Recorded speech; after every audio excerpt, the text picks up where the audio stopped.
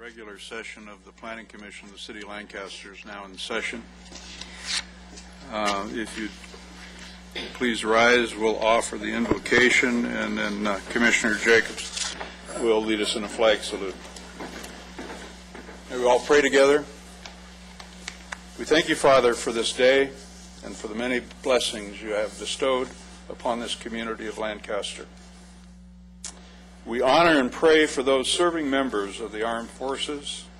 We remember and we are grateful for those who have served, and especially those who sacrificed their life for the freedoms we enjoy in this great country.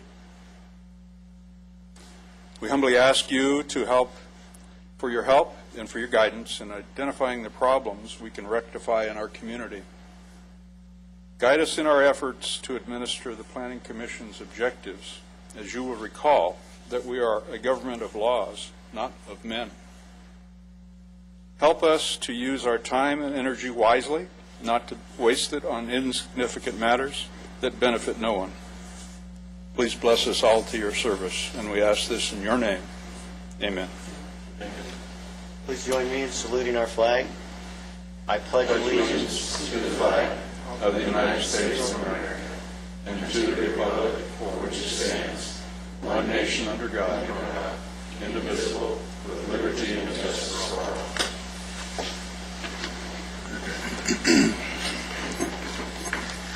May I have the roll call, please? Commissioners Randy Hall. Here. Cassandra Harvey. Here. Raj Mali. Here. Fabian Terracciano. Here. Alex Wheeler. Here. Vice Chair Dan Jacobs. Here. Chairman James Bose. Yep. We have a quorum. Thank you. Public business from the floor. If an individual is unable to stay through the entire meeting due to extenuating circumstances, a total of 10 minutes is offered at this time. So you may give us input regarding an agenda item. Individual speakers would be limited to 2 minutes each. Do we have any early speakers, Mr. Ludicky? I have no cards, Mr. Chairman. All right, thank you. Any person who would like to address the Commission on any agendized item is requested to complete a speaker's card for the recording secretary and identify the item you would like to address. Each person will be given an opportunity then to address the Commission at the time such item is discussed by the Commission. Speaker's cards are available at the rear of the chamber as well as here on your right, my left, adjacent to Deputy City Attorney Mr. Adam. The first item is our consent calendar, which is the approval of the minutes of the regular meeting of October 18, 2010. May I have a motion, please? I make a motion to approve consent calendar. Second it. Thank you. Any further discussion? Please vote.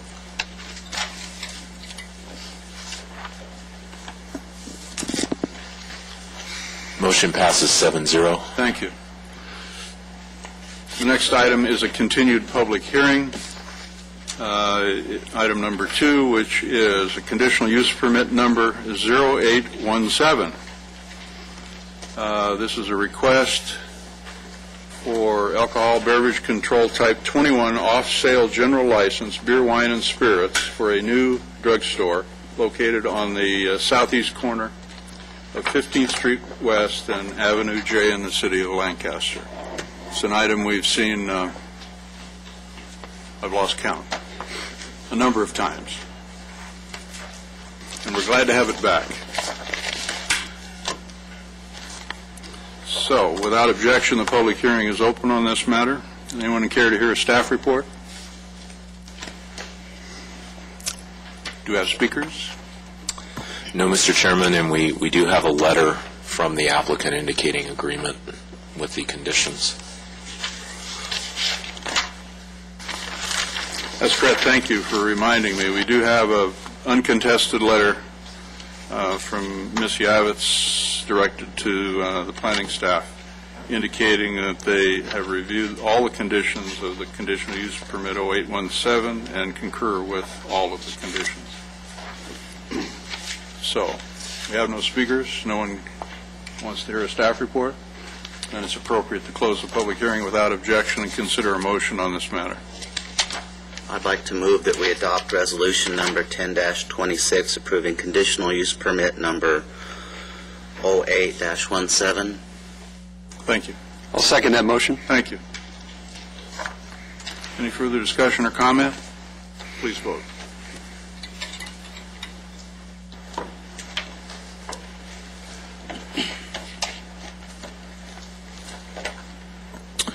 Motion passes 7-0.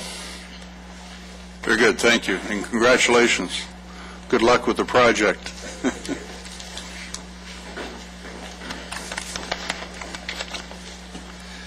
All right, new public hearings. The first item is conditional use permit number 91-10, amended number 2.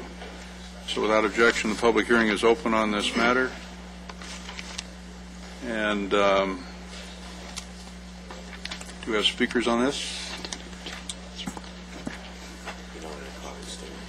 No, I have no speakers on this item, Mr. Chairman. Once again, there is a letter that we have received. I had not seen the letter on this one. Oh, I'm sorry. It's on the back of the... Thank you. For the record, then, we've received a letter from Ukani, is it? Is that the pronunciation? Yeah, as far as I'm aware, yes. Ukani Enterprises, who are the owner-developer of this project, indicating they accept all the conditions set forth in the conditional use permit 91-10 Amendment 2. So, since we have no speakers, anyone have any questions or comments on this? No? It'd be appropriate then to close the public hearing without objection and consider a motion on this matter. I move that we adopt resolution number 10-48 approving conditional use permit number 91-10 AM2. Thank you. I second that motion. Thank you. Any further questions, comments, discussion? Please vote.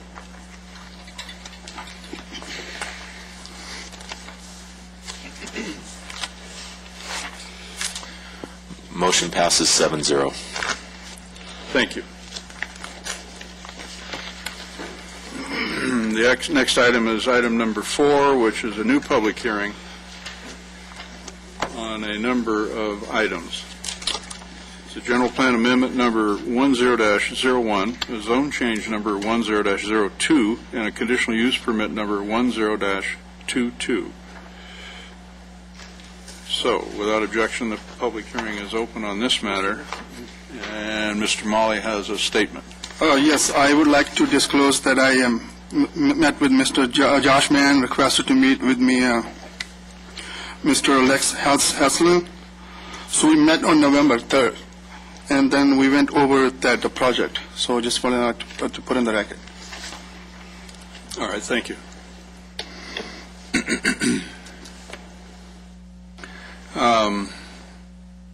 So we have speakers on this item. At least one, Mr. Chairman. All right, then we'll hear a staff report, please. And we also have, for the record, just which I'll get to after, probably during our presentation, we have correspondence from dated November 15, 2010, which is today, from the Department of Fish and Game, State of California Department of Fish and Game, and also the Los Angeles Audubon Society, dated today, which I believe is after the public comment period ended. Is that correct? All right, thank you. So why don't you give us a staff report? Whomever. Yeah. Mr. Chairman and members of the Commission, the items that are before you this evening are essentially two separate types of actions. Both are necessary in order to carry out the project that is proposed by the applicant, which is the development of a total 38 megawatt solar energy project on the site.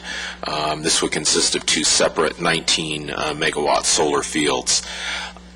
The first items are really a request for a change in the general plan and zoning designation, and the reason for that is the city's current development codes do not permit this type of development to occur within urban residential zones. That is the current land use designation and also zoning on the property.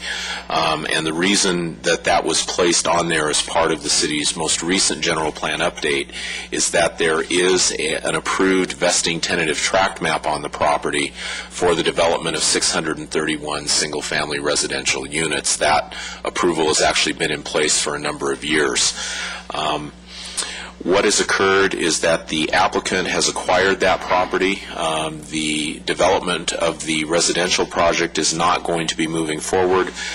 They are looking, as they've indicated, at doing a solar energy facility on the site, and in order to do that, they need to obtain a change in the general plan from its current urban residential and commercial designation to non-urban, and a change in the zoning from a combination of R7000 and commercial plan development to RR 2.5. Under the city's zoning code, you can approve a solar energy project in the RR 2.5 zone with a conditional use permit. And that is essentially the second part of their request, which is the approval of that actual conditional use permit. As the Planning Commission, you act as an advisory body on the general plan amendment and the zone change, and essentially making a recommendation that will go forward to the City Council. However, as the Commission, you make the final decision on the conditional use permit application, assuming that there is no appeal of that action following. We've laid out for you, I think, pretty much what is going on the site. It's very similar in nature to the Tuso project that was approved about a mile to the west of this location a number of months ago. It is a photovoltaic solar panel type project. It does not involve the use of tall towers. Essentially, the overall height of those solar panels is about 8 feet from grade. They are looking at fencing the property. They will place barbed wire along it, we believe, in order to prevent unauthorized trespass into the site. They are looking at planting the perimeter of the site to further create a pleasant buffer and visual effect for the overall project, so that when you're driving by it or viewing it from some distance, it's not as obvious and noticeable. The site, of course, is very good in terms of the location for solar energy development, given that it is immediately adjacent to a substation that is located at the intersection of 90th Street West and Avenue H. The city, of course, in both its general plan and its actions over the last couple of years, has been a promoter of alternative energy. That has been both on the commercial production scale, which of course is what this is proposed as well as the more individual level for individual homeowners. From staff standpoint, we certainly feel that there are a lot of advantages to this particular use of the property versus the previous 631 proposed single-family residential units. Certainly in terms of traffic generation, air pollution generation, demand for services and things of that type, this project is very, very low impact. It certainly helps meet an overall need at the state level for creating additional renewable energy sources. As you're well aware, the state has mandated that to occur. And we feel that this applicant's project is certainly in keeping with the overall goals that the city has laid out for both the general plan and in its overall approach. This applicant has also conducted an outreach effort, which they will probably describe a little more fully to you. That has involved talking to a number of local community groups and organizations that would have interest in this, including the Antelope Acres Town Council. They have provided to you, and I believe are included with your packets, at least 3 letters indicating support for the project. We, as you have noted, we've gotten some response back from the Audubon Society and the California Department of Fish and Game. The city has gone through its normal environmental review process and reviewed the reports that were submitted and prepared in conjunction with this proposed project. We feel that the negative declaration, mitigated negative declaration as proposed to you for adoption is in fact the appropriate finding for this project. We are recommending to you approval of this. We feel once again that it is certainly an appropriate use of the property. We think that it will help further the city's overall goals of promoting alternative energy and certainly is in keeping with the state's regional level goals. If you have any questions, I'd be happy to answer them for you. I have a Thank you, question. Mr. Ludicky. Go ahead. Since there's two different recommendations, is that two separate motions? Yes, actually, there are two separate resolutions. The first would be for the recommendation to the City Council on the General Plan Amendment and Zone Change. That's Resolution 10-49 and Resolution 10-50, which would actually be the conditional use permit approval. And my second question had to do with the Audubon letter, and it seems like they're requesting some sort of a regional bird survey, and is there anywhere in the world that that can happen except at a developer level, or is that going to have to be? We met with a representative from the Audubon Society, and I think we understand what their concerns are. Their concerns are, as you indicated, far more regional in nature, and I think what they are kind of getting at in their letter is they feel that this project ought to be considered in conjunction with every other solar energy project that's being proposed. But the California Environmental Quality Act is pretty clear. When you start looking at cumulative impact, you have to consider what the impact of the individual project is and what its contribution to that cumulative effect is. We're talking here about a site of approximately 180 acres. The projects that I think they have far more concern with, at least this was the indication that they gave us in the discussion, is that you have projects of thousands and thousands of acres, particularly in the Kern County area, which seem to be more of their area of interest. Quite frankly, I think it's a bit over the top to ask for crafting a regional solution to their issue on this particular 180-acre project. I certainly agree with what their concerns are. I certainly think it's something that ought to be looked at, but in the absence of an overall regional plan to do that, I think it's difficult to ask this individual project who, let me remind you, already has an approved development project on it that could go forward in theory. I think it's a bit excessive to try to place that kind of level of responsibility on this project. I might point out just as a reminder to us, the process that public review takes, including agencies, and what that process consisted of, so we're clear on that. Thank you.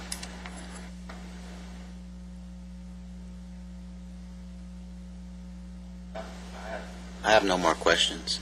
All right. Ms. Harvey? The question that I did have, I wanted to pose to Ms. Swain, and it appears as though it does also fall under the regional, where the Audubon Society had stated that the survey protocol for sensitive species of birds was inadequate. I just wanted to get your take on that. The project didn't actually do protocol surveys for sensitive species. What we require of an applicant is to do a general biological assessment, which is go out to the site with a biologist, walk it, see what habitat is present, what's the habitat is suitable for, and make recommendations. So in this case, this is old ag land. They did not feel that there was suitable habitat for Swainson's hawk, hence there wouldn't be protocol surveys. There was a burrowing owl burrow found. One of the mitigation measures that they're being required to do is to do a burrowing owl protocol survey on the site prior to construction. So they are already doing that. All right, thank you. The site was not active, though, right? They didn't say one way or the other. They didn't actually find a burrowing owl. What they found was a burrow, basically owl pellets and whitewash. So it could have been active, it could have not been active. There was no indication either way, hence the protocol surveys. That's interesting. So the tenor of the Department of Fish and Game letter, and not the first one I've ever read or the first project that I've personally been involved with, they're interested in, well, first of all, they're late in their comment, which is classic for the California Department of Fish and Game, which tends to aggravate some people. Secondly, and probably more important, they're interested in a pound of flesh or hundreds of thousands of dollars worth of mitigation property to mitigate the existence of the potential of burrowing owl. And it's a standard condition that we've approved in how many environmental documents through the years that we've looked at, that protocol surveys for nesting birds and burrowing owls and such be conducted during the nesting season, assuming that construction takes place during that time. If it does not, if construction takes place at a time that it's not the nesting season, they still are obliged to evaluate the property and make sure that we're not impacting any sensitive species. Is that correct? That is correct. Okay. So what is before us is, in general terms, what I've just outlined. The impression I got from the Fish and Game letter was that it was more of an outline of what a protocol survey is, which is what the applicant has been conditioned to do. Well, except for the first paragraph, or not the first paragraph, third paragraph, and the discussion of mitigation land. Correct. So, whatever. Thank you. Anyone else have any questions or comments? Yeah, on the letter from the Fish and Game, in the closing paragraphs, they talked about county guidelines to mitigate impacts to the species is less than significant. That's in reference to the Swainson Hawk survey, and the burrowing owls is a totally separate issue. The burrowing owl and Swainson's hawk are completely separate issues. We are not conditioning the applicant to do protocol Swainson's hawk surveys since there was no suitable habitat for them on site, and the nearest nest, if I'm remembering the meeting with the Audubon Society correctly, was approximately 5 miles north. They are required to do a nesting bird survey prior to construction to make sure that there are no nesting birds on site. In the event that there are nesting birds, they will not be able to proceed until the birds have fledged and left the nest, and they've met any conditions from Fish and Game regarding that species. Right. But Fish and Game is saying that it's less than significant in their letter. Correct. Thank you. Anything else from anyone? All right. Then, I don't recall if I opened the public hearing, but I believe I did. And if I didn't, it is open. So let's hear from the applicant then, please. Assuming the applicant wishes to present something to us. It's not required. You may if you wish.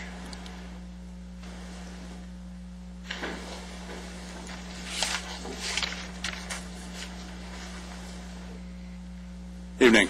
I don't know if you folks have filled out a speaker's card, but if, when you're finished, if you wouldn't mind doing that for the record, we'd appreciate it. And if you just let us know who you are for the record, please. Good evening. I'm Lex Heslin, President and CEO of Beautiful Earth Group. And I'm Andrew Williams. I'm the Director of Project Development. Welcome. Good evening. So first, thank you so much for hearing our application this evening. We're very excited to be in Lancaster. As background, I would mention that we spent well over a year looking at hundreds of sites all over the state of California before we came to Lancaster. And when we decided to pursue our project here, we actually began moving employees here, and we're very serious about doing our best to comply with everything that the city has asked us to do for the project, and and being a good partner with the city. We've done our best in terms of, within the limited time period, in terms of public outreach. We've employed Passantino Anderson to assist us, as well as Tetra Tech, our engineers, to help explain the project to the public. We've done a mailing to all the neighbors within a, is it a 1.5 mile? I believe a half-mile. Half-mile radius. The project, as you know, is located by the Del Sur School, and we've done 2 open houses there and invited the public to come and speak with us and raise any concerns they may have, including the Antelope Acres people, and we've met with them separately, as well as the school district and many of the local economic development agencies and chambers of commerce. So we feel like we've really reached out and tried to explain the project as fully as we can in as great a detail as possible to all of the potential stakeholders and people that would be impacted by it, even some that aren't so close to the project but might be impacted by it, including the Antelope Acres people. And so far we've been very positively received by them. One thing that's unique with this project is it is previously disturbed land. It's a former farm site, and therefore we're not disturbing virgin land and don't have a lot of the issues that some of the larger solar projects that are proposed in the area do have. Additionally, we are because of our location beside Southern California Edison's existing Del Sur substation, we will not be building additional infrastructure to connect the project. We'll connect it right there on the site, and that does mitigate further environmental concerns. So again, it's really a great pleasure for us to be here. We've looked long and hard to come to Lancaster. We're really excited by the people that we've met and the reception we've received, and we hope to be able to build this project successfully here. Thank you so much. Very good. Thank you. Did you care to offer something? I don't have anything to add. All right. Very good. Thank you very much. All right. We have speakers in favor or opposition. I have one listed as in favor, Mr. Chairman, Mel Lane. All right.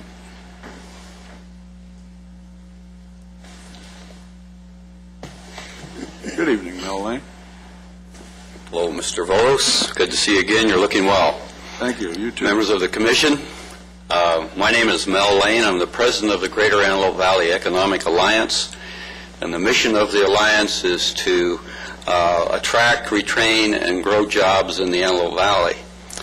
And I want to speak in favor of the project because sometimes businesses come to the Antelope Valley and kind of get themselves in trouble and then come to see us. But Beautiful Earth has been a group that reached out to us on their first entrance into the Antelope Valley before they purchased property, and we were able to advise them and to help them become acquainted with the Antelope Valley. We like the project in that it meets the goals of bringing jobs and also helps us to become more energy, I won't say independent, but sufficient to this area and trying to meet that goal both locally and in the state. It also does another thing. The property, as you know, is disturbed farmland, which is no longer economically feasible and was put into place then to have houses there. This, I think, now rises to the best use and highest value, which we talk about in real estate a lot, of being a project that will allow that property to be used to its highest and best value. And that is That's good, because it's not going to use near the water it would with farming, or near the water it would with housing. And so we're encouraged by that. We think it's right for the time, and we think it meets the criteria that really is outlined by our organization. I forgot to mention that GAVI is an organization that has 5 city members, 2 county members, and several unincorporated areas that are members of our organization, and also various leading businesses within the area, probably about 50 businesses. And so we're very excited about this as being a viable project for our area. Thank you very much. Thank you. Do we have any other speakers? No, Mr. Chairman. All right, then, it would be appropriate then to close the public hearing without objection, and if anyone has any questions or comments before we hear a motion. Anyone? No? All right, then it would be appropriate to hear a motion on the first recommendation.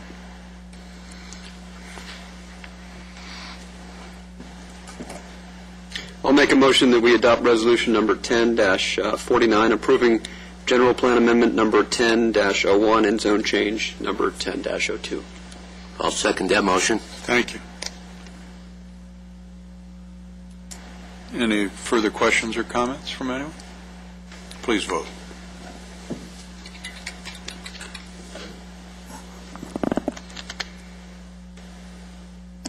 Motion passes 7-0.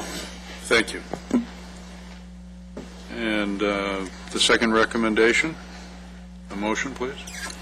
I make a motion that we adopt resolution number 10-50, approving conditional use permit number 10-22. The approval of CUP number 10-22 is not valid until the effective date of general plan amendment number 10-01 and zone change number 10-02. Second. Thank you. All right, then, any questions or comments on this item? Please vote.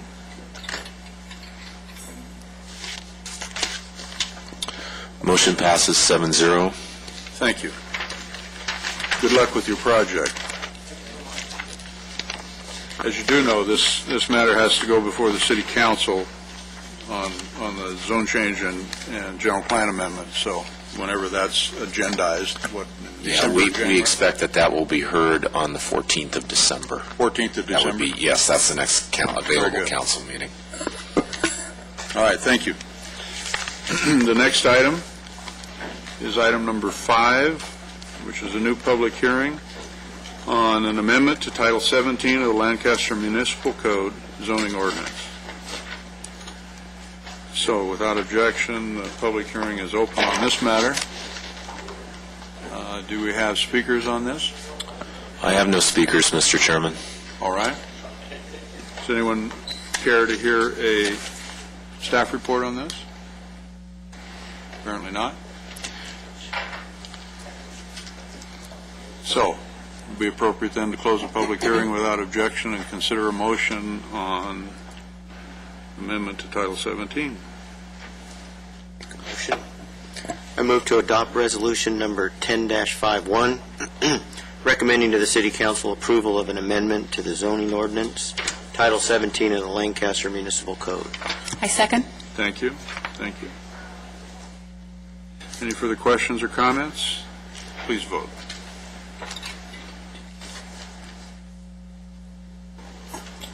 Motion passes 7-0, and I would also expect this will go on the 14th of December to the City Council. All right. Very good. Thank you. That concludes the action items on our agenda tonight. The next item is Director's announcements. None, Mr. Chairman.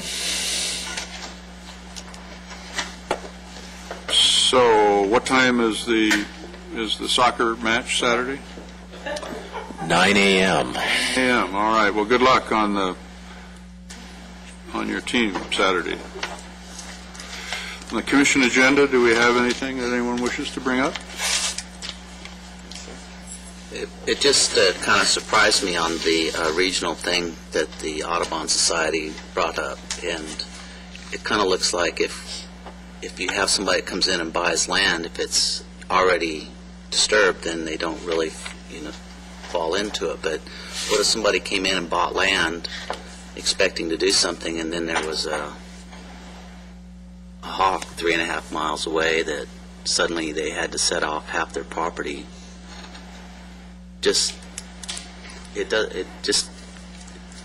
got to have to be some sort of a way that we can overarch this. And Well, there is, but first of all, in my opinion, you hold agencies accountable for their actions just like we're held accountable for ours. And the protocol is, once the document is circulated for public review and all agencies review, there's a timeline. And people are obliged to meet that timeline, just like we're obliged to meet the timeline by properly publishing and going through the process. So I'm a little skeptical of folks personally who can't seem to get their act together and respond in a timely way. First of all, whether they're valid or not is always a question. But when you don't meet the minimum standard, how can you put credibility to the correspondence? I don't know. I mean, that's my personal view. It's just like anything else, almost anything else you do in life. I mean, there's rules and regulations. We're obliged to follow them. So maybe you're driving down Lancaster Boulevard. It's a lousy example, but maybe you're driving down Lancaster Boulevard and you're exceeding the, whatever it is, 15 or 20 mile an hour speed limit. And 3 weeks later, you get a ticket in the mail. Well, wouldn't you have expected that maybe you should have got stopped at the time? Probably. Would you have paid the ticket? Maybe. So to me, it's the same situation. They have 45 days or 60 or whatever it was to respond. 30, whatever it was. Okay, 30 days to respond. And they chose to respond late. How do you give them credibility? I don't know. I've been on the other side of this personally with my own projects, and it's very uncomfortable to have to back up and rewind and spend tens of thousands of dollars that you hadn't anticipated spending just to pay ransom. And that's really what they're asking for. They're asking for, in this case, this developer to come to the table and beg forgiveness and could you please help us, and by doing that, we'll give you X number of hundreds of acres of mitigation land that you can maintain in perpetuity and tens of thousands of dollars in cash to maintain that. I'm not saying that's a wrong thing to do, but you ought to do it timely. I think that's my concern is that if they do suddenly fall into our timeline and they do it as some sort of ransom or extortion, that our developers... They wouldn't call it that, but... Well, we don't call it alms either. We call it welfare. But the point being is that if we have somebody that comes in good faith to develop, and all of a sudden there's a gun stuck in their ribs that says you got a nesting bird thing, or you have water life habitat or something like that. But that's the risk. That's the risk developers take. I mean, that's part of the process. And if they decide to pull a permit, and assuming the city council approves everything, and they decide to pull a permit, and they go out there in the middle of March or April, they're going to be obliged to do a nesting bird study. I mean, that's the law. They will have to do it. And if they find habitat, and if they find some sort of a protected species, then they're going to have to mitigate it. I mean, that's the risk you take, and they should have to do that. Anyone should have to do that. But as was pointed out by our staff, that was demonstrated in the environmental document in the first place. I mean, it's all there for everyone to see, developer and public alike. So,